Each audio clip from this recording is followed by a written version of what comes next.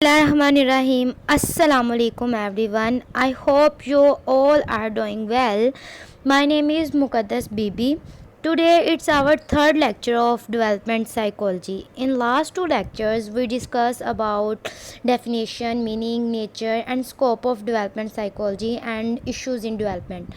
In this lecture we discuss about the research methods. Firstly we discussed that what is research. Research methodology, the specific ways and the methods that you will use to gather the information to address the research problem कि जो से research methods होते हैं, कुछ तरीके हो सकते हैं, कुछ ऐसे तरीके जिनको हम कुछ स्टेप्स हो सकते हैं जिनको हम यूटिलाइज़ करते हुए किसी प्रॉब्लम का सलूशन निकाल सकते हैं, या फिर कोई स्पेसिफिक इंफॉर्मेशन को, कोई न्यू इन्फॉर्मेशन आपके पास आई है उसको डिटेल से आप लोग जान सकते हो रिसर्च मेथड के through with the help of research methods. अब डिफरेंट रिसर्च मेथड्स होते हैं अकॉर्डिंग टू द प्रॉब्लम. अगर जिस तरह की प्रॉब्लम होगी उस तरह का हम मेथड यूज़ करेंगे. तो अब हम चलते हैं रिसर्च मेथड्स की तरफ. There are some research methods. Firstly we discuss about the natural observation. Naturalistic observation is the type of voyeurism. व्यूअरिज्म एक प्रोसेस है जिस मतलब के process of enjoyment from seeing the pain और डिस्ट्रेस ऑफ अदर्स. जब हम दूसरों को तकलीफ़ में देखते हैं या फिर हम दूसरों को ऑब्ज़र्व करते हैं, चाहे वो खुश हो रहे हैं चाहे उनको कोई तकलीफ़ हो रही है, तो हम मतलब कि बहुत ही इंटरेस्ट होकर बहुत अटेंशन पे करके उनको ऑब्ज़र्व करते हैं अभी. तो इसे कहते हैं नेचुरलिस्टिक ऑब्ज़र्वेशन के हम दूसरे को बहुत अटेंशन पे करके ऑब्ज़र्व करते हैं अभी. इट इन्वॉल्व्स वॉचिंग पीपल और animals in their natural habit without controlling any aspect of the environment. मतलब कि एक नेचुरल हैबिट में हम ऑब्ज़र्व करते हैं किसी चीज़ को, किसी इंडिविजुअल को, किसी एनिमल को. नेचुरल इन्वायरमेंट का क्या मतलब है? नेचुरल हैबिटेट के जैसा उसका मतलब कि है भी माहौल, उसी माहौल में हम उसे ऑब्ज़र्व करते हैं.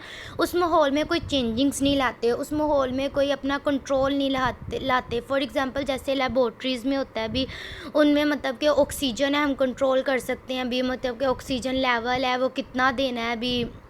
एक मतलब के वो बने होते हैं अभी क्या कह सकते हैं हम उन्हें, बाउल बने होते हैं जिसमें ना मतलब कि उन्हें बंद होता है, एक पज़ल टाइप बाउल बने होते हैं जिसमें एक एनिमल को बंद किया होता है अभी. फिर उसे मतलब कि ज़्यादा ऑक्सीजन प्रोवाइड करनी हो तो ज़्यादा ऑक्सीजन प्रोवाइड करते हैं, कम प्रोवाइड करनी हो तो कम प्रोवाइड करते हैं, कि हम उनको मतलब कि एक अपना इन्वायरमेंट देते हैं. जो सा एक्सपेरिमेंटर होता है ना, जो एक्सपेरिमेंट कर रहा होता है वो अपनी मुताबिक का इन्वायरमेंट देता है, एक नेचुरल इन्वायरमेंट नहीं होता अभी.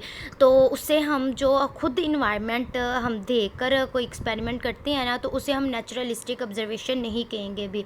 और ये जो रियलिटी में हम ऑब्ज़र्व करते हैं, जैसे कि चीज़ें रियलिटी में हो रही हों जैसे हम वैसे ऑब्ज़र्व करें, उसे कहते हैं हम naturalistic observation. No manipulation is allowed, कि हम कोई चेंजिंग्स नहीं कर सकते उस इन्वायरमेंट में. कोई भी इन्फ्लुएंस हमारे होने या होने ना होने से कोई भी इन्फ्लुएंस नहीं होगा उस इन्वायरमेंट पे. द साइंटिस्ट, यहाँ पर साइंटिस्ट से मुराद के जो मतलब के एक्सपेरिमेंट परफॉर्म कर रहा है वो सिंपली रिकॉर्ड द एक्टिविटी, जैसा वो रूटीन मतलब कि एक एक्टिविटी इन्वायरमेंट में हो रही है उसे सिंपली ऑब्ज़र्व कर रहा है बस, ठीक है. और there is no information about why behaviour, उसके पास कोई इन्फॉर्मेशन नहीं होती कि ये जो सा बिहेवियर है ये क्यों हो रहा है, किस तरह हो रहा है. वो जिस चीज़ को ऑब्ज़र्व कर रहा है, जिस एनिमल को और जिस इंडिविजुअल को वो ऑब्ज़र्व कर रहा है ना, वो जो बिहेवियर शो कर रहा है इसे नहीं पता रिसर्चर को कि ये क्यों इस तरह का बिहेवियर शो कर रहा है. वो पहले उसे ऑब्ज़र्व करेगा और ऑब्ज़र्व करने के बाद वो कोई कंक्लूजन निकालेगा कि अच्छा ये इस वजह से ये बिहेवियर शो कर रहा था.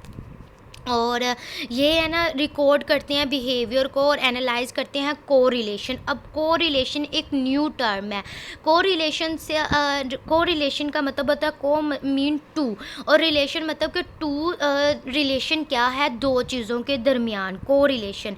अब पॉजिटिव कोरिलेशन भी हो सकता है और नेगेटिव कोरिलेशन भी हो सकता है. पॉजिटिव कोरिलेशन होगा कि जब दोनों चीज़ें वर्क कर रही हैं इन सेम डायरेक्शन में और वो एक पॉजिटिव इम्पैक्ट मिल रहा है, एक पॉजिटिव इफ़ेक्ट मिल रहा है, तो वो पॉजिटिव कोरिलेशन होगा। लेकिन अगर नेगेटिव इम्पैक्ट मिल रहा है, दोनों चीज़ें एक ऑपोजिट डायरेक्शन में जा रही हैं, तो वो स्ट्रॉन्ग नेगेटिव कोरिलेशन होगा।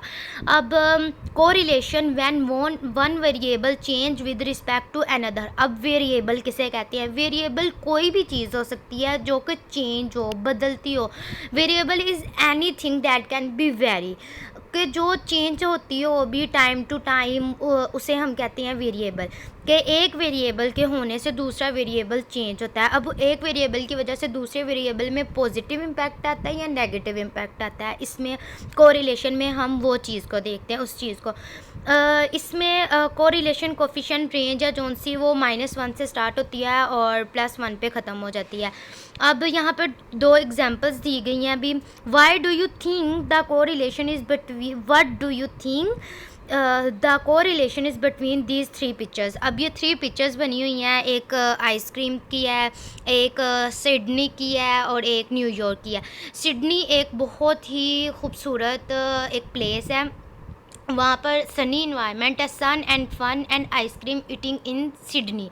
अगर सनी वेदर है और हम आइसक्रीम खा रहे हैं तो हम फ़न कर रहे हैं, कि मतलब कि जो सा सन वेरिएबल और आइसक्रीम का वेरिएबल, ये दोनों एक पॉजिटिव इम्पैक्ट दे रहे हैं कि हम इंजॉय कर रहे हैं, तो ये एक पॉजिटिव कोरिलेशन हुआ। अगर हम इंजॉय नहीं कर रहे तो वो नेगेटिव कोरिलेशन होगा। For example snow in New York, अगर हम न्यूयॉर्क में जाकर फुल स्नो हो रही है और उधर हम आइसक्रीम खा रहे हैं, तो ये कोई पॉजिटिव कोरिलेशन तो नहीं होगा, तो ये नेगेटिव कोरिलेशन होगा कि दोनों वेरिएबल्स हैं वो ऑपोजिट डायरेक्शन में जा रहे हैं।